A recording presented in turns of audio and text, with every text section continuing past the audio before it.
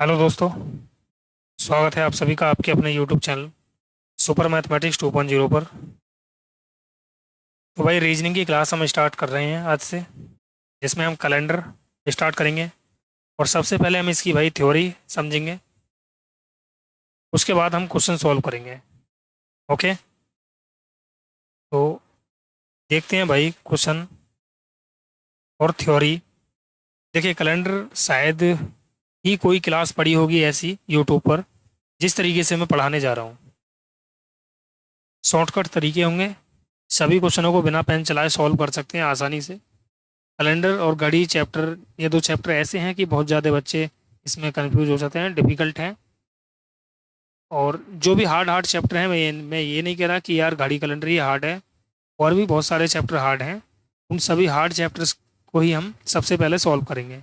Okay, तो चलिए हम सबसे पहले थ्योरी स्टार्ट करते हैं। उसके बाद हम सवाल लगाएंगे, प्रैक्टिस करेंगे रेलवे एसएससी वाले जितने भी क्वेश्चन हैं सभी को। ओके, देखिए, सबसे पहले ध्यान देंगे, जैसे जैसे मैं समझा रहा हूँ ऐसे ऐसे आप नोट्स बना लेना अपने, क्योंकि बहुत ही फ़ायदा होगा आपके लिए। देखो, कैलेंडर जो होता है थोड़ा सा भाई लेट हो सकता है, क्लास बड़ी हो सकती है, या फिर मतलब छोटी छोटी वीडियो बना के डालूंगा मैं, तो उससे आप लोगों को आसान हो जाएगा और अच्छा भी लगेगा आपको। देखो, कैलेंडर दो प्रकार का होता है। एक तो होता है यार सामान्य वर्ष, सामान्य वर्ष, यानी इसे बोलते हैं हम नॉर्मल ईयर, नॉर्मल ईयर। और एक होता है लीप वर्ष। सभी को समझाऊंगा धीरे धीरे। लीप वर्ष, इसे लीप ईयर ही बोलते हैं या फिर अधिवर्ष ही बोलते हैं, ठीक है ना। अब इसमें कॉमन चीज़ क्या है, उन कॉमन फैक्ट को हम जानेंगे। देखो, ली सामान्य वर्ष में अगर मैं पहला पॉइंट करता हूँ, तो दिन कितने होते हैं भाई? दिन होते हैं 365। और इसमें पहला पॉइंट, इसमें दिन कितने होते हैं? 366। दूसरा पॉइंट, अगर मैं इसमें विषम दिन की बात करता हूँ, विषम दिन, तो वो कितना होता है? एक। विषम दिन कैसे निकालते हैं सभी बताऊंगा। फिलहाल मैं जितना लिख रहा हूँ उसको आप नोट करते रहें। यहाँ पे विषम दिन कितना होगा? विषम दिन इसमें होते हैं दो। तीसरा पॉइंट है इसमें, यहाँ पे फरवरी जो माह होता है वो कितने का होता है? 28 का। और यहाँ पे भाई फरवरी कितने का होता है? ये होता है 29 का। चौथा पॉइंट यहाँ पर ये है, इसका, इसमें हम 4 या 400 से भाग देते हैं। 4 या 400 से भाग देने पर शेष कुछ ना कुछ बचेगा, ठीक है ना। शेष बचता है। चौथा पॉइंट इसमें यह है कि 4 या 400 से भाग देने पर शेष नहीं बचता है, नहीं बचता है। ओके, अगला देखो, पांचवा पॉइंट ये है, पांच ही पॉइंट लिखवाऊंगा। इसका पहला दिन और अंतिम दिन समान होते हैं। अंतिम दिन, लेकिन यहाँ पे भाई अंतिम दिन और पहला दिन समान नहीं होते हैं। पहला दिन बराबर नहीं होता है अंतिम दिन के।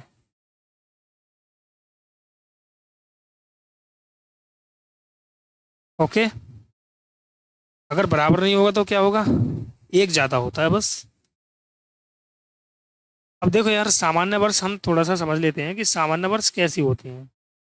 तो जो सामान्य वर्ष होती हैं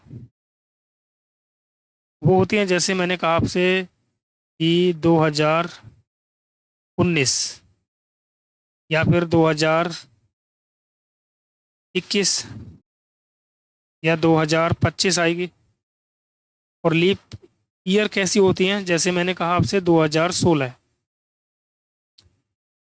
मैंने कहा आपसे 2020, फिर कह रहा हूँ 2024। तो ये सभी क्या हैं, लीप ईयर हैं। अगर मैं इनमें भाग देता हूँ, देखो आगे लेता हूँ अगला पेज। अगर मैं 2019 में भाग देता हूँ, अब देखो यहाँ पर मैंने समझाया था कि 4 या 400 से भाग देने पर, तो 4 या 400 में कहाँ पर देते हैं, तो ध्यान देना, 4 का भाग देते हैं किस में भाई,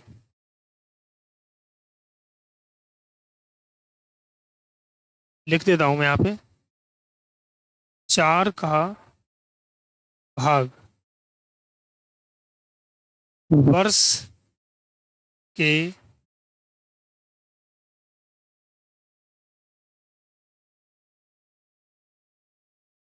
वर्ष के अंतिम 2 अंकों में देते हैं। वो भी क्या होगी भाई, एक वर्ष होगी, ठीक है ना। लेकिन 400 से भाग कहाँ देते हैं, शताब्दी में।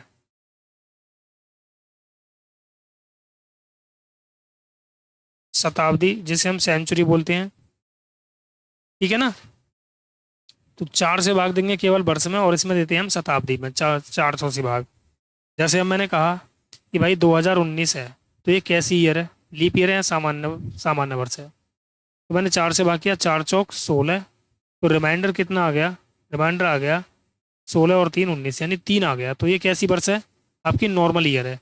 मैंने आपसे यही तो कहा था, मैंने आपसे ये कहा था कि अगर शेष बचता है तो वो कैसी है, सामान्य वर्ष है।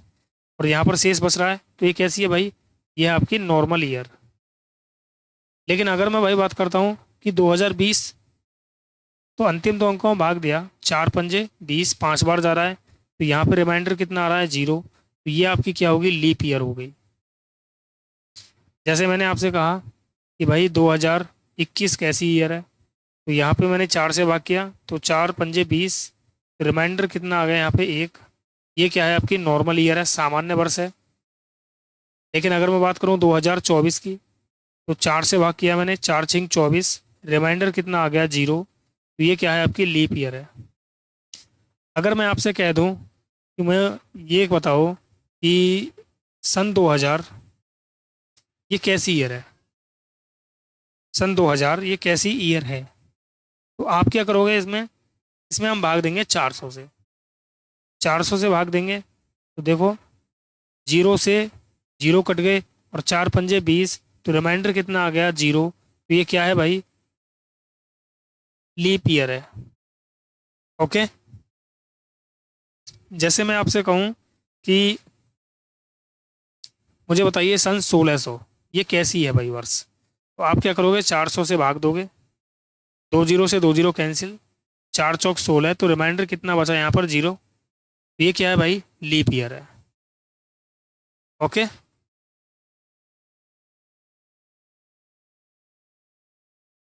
अब देखो शताब्दी वर्ष क्या होता है, आगे देखेंगे।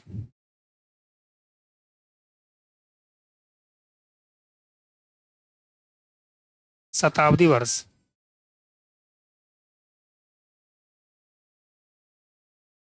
शताब्दी वर्ष क्या होता है,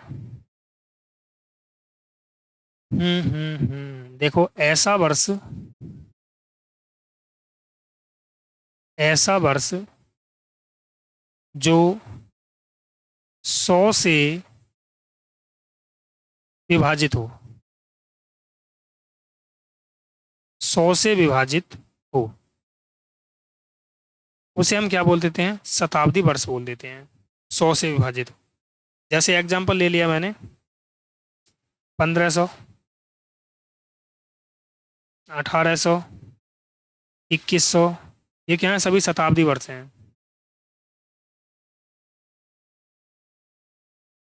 अब ध्यान देना एक पॉइंट, ऐसा शताब्दी वर्ष, शताब्दी वर्ष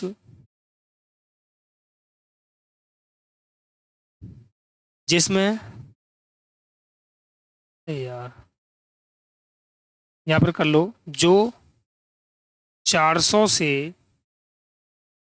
ऐसा शताब्दी वर्ष जो 400 से विभाजित हो, विभाजित हो,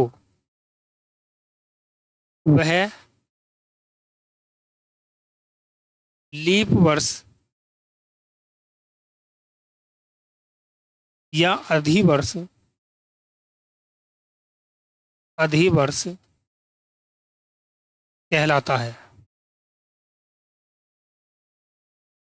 ओके, ऐसा वर्ष जिसमें भाई 400 से भाग चला जाए वो क्या होगी आपके, लीप वर्ष होगी, ऐसी शताब्दी। ठीक है ना, यहाँ तक कोई डाउट हो किसी बच्चे को तो बता देना भाई, ठीक है। अब यहाँ से आगे चलते हैं, हम विषम दिन के बारे में जान लेते हैं अब थोड़ा सा, कि विषम दिन क्या होते हैं। देखो, विषम दिन, अभी मैं आपको जो थ्योरी पढ़ा रहा हूँ वो थ्योरी आप ध्यान से पढ़ना, बस सवाल बहुत चुटकियों में सॉल्व करने लगोगे। देखो, विषम दिन क्या होते हैं, वह दिन जो अपना पूरा सप्ताह नहीं बना पाते हैं, बना पाते हैं, विषम दिन कहलाते हैं। विषम दिन कहलाते हैं। किसी भी चैप्टर को समझने के लिए पहले उसकी थ्योरी जाननी बहुत ज़्यादा ज़रूरी है, ठीक है। और टीचर क्या करते हैं, डायरेक्ट पढ़ाना चालू कर देते हैं, थोड़ी बहुत बातें बताते हैं, उसके बाद वो चालू कर देते हैं, ठीक है। अब देखिए यार, मैं एग्जांपल ले रहा हूँ, जैसे कि मैं आपसे ये कह रहा हूँ कि भाई 15 दिन में कितने विषम दिन हैं, विषम दिन। तो आप क्या करोगे यार, 15 में 7 से भाग दे के देखोगे, 7 दूनी 14, तो रिमाइंडर कितना बचा, 1, यानी विषम दिन कितना है भाई, 1 है इसमें विषम दिन। आया समझ में। अगला पेज लेते हैं। जैसे मैंने आपसे कहा कि एक तरफ मैं डे लिख देता हूँ और एक तरफ लिख देता हूँ ऑड डे। ओके, मैंने लिखा यार कि 28 दिन में कितने विषम दिन हैं, 29 में, 30 में, 31 में, 365 में और 366 में। तो 28 में जब मैं 7 से भाग करूँगा तो 7 चौक 28, रिमाइंडर कितना आएगा, 0, इसमें 0 विषम दिन होंगे। जब मैं 29 में भाई 7 से भाग करूँगा तो 7 चौक 28, 4 बार कट रहा है, रिमाइंडर कितना आ रहा है, 1, तो 1 विषम दिन होगा। उसी प्रकार 30 में अगर 7 से भाग देता हूँ तो 7 चौक 28, रिमाइंडर कितना बचा, 2। अगर मैं 31 में भाग देता हूँ तो 7 चौक 28, तो रिमाइंडर कितना बचा, 3। उसी प्रकार अगर मैं 365 में भाग देता हूँ 7 से, तो 7 पंजे 35, 1 5, 7 दूनी 14, शेष कितना बचा, 1। यानी अगर मैं 365 में विषम दिन देखता हूँ तो 7 से भाग करूँगा, 1 आ जाएगा। और अगर मैं 366 में भाग करता हूँ तो भाग करके देख लेना, रिमाइंडर कितना आ जाएगा, 2 आ जाएगा। तो अब आपकी समझ में ये चीज़ आ गई होगी कि भाई मैंने स्टार्टिंग में ये लिखा था कि विषम दिन 1 है और यहाँ विषम दिन 2 हैं, तो आपकी समझ में आ गया होगा, ठीक है ना। ये कैसे है, आगे देखते हैं। अब देखो, 4 या 400 से भाग कैसे देते हैं ये मैंने बता दिया आपको। अब देखो, पहला दिन और अंतिम दिन कैसे बराबर होता है। तो देखो यार, इसको जब मैं सवाल कराऊंगा ना तब अच्छे से बताऊंगा आपको, टेंशन ना लो। फिलहाल में मैं इतना समझा देता हूँ कि कि अगर मान लो 1 दिसंबर का, अगला पेज ही ले लेता हूँ मैं, मान लो 1 दिसंबर, 1 जनवरी, जैसे अब चल रही है भाई 2024, वो सोमवार है, तो ये कैसी ईयर है? 4 से भाग किया मैंने 24 में, तो 4 × 5 = 24, 6 बार कट रहा है, रिमाइंडर 0 आ रहा है, यानी लीप ईयर है ये। तो 31 दिसंबर का जो दिन होगा, 31 दिसंबर 2024 का, वो बराबर नहीं होगा इसके, क्या होगा, एक दिन ज़्यादा, यानी मंगलवार होगा। ओके। अगर मैं बात करता हूँ भाई 1 जनवरी 2023 को, अगर मंगलवार है, तो ध्यान रखना 31 दिसंबर 2023 को भी मंगलवार ही होगा। अब ये सिद्ध कैसे हुआ है, तो मैं आगे जब सवाल कराऊंगा तब आपको बताऊंगा कि ऐसे सिद्ध हुआ है ये। ठीक है ना, दोनों पॉइंट समझ में आ गए। अगर लीप वर्ष है तो उसमें एक दिन बढ़ बढ़ के होता है, और यदि सामान्य वर्ष है तो उसमें पहला दिन और अंतिम दिन क्या होते हैं, बराबर होते हैं। यहाँ तक समझ में आया सभी बच्चों को? बताओ भाई। ओके, अब देखते हैं अगला, आगे हम अगला पेज लेते हैं। ठीक है, आज के लिए हम इतने रहने देते हैं, इससे आगे हम कल देखेंगे। ओके, कल की क्लास में हम क्वेश्चन स्टार्ट कर देंगे भाई।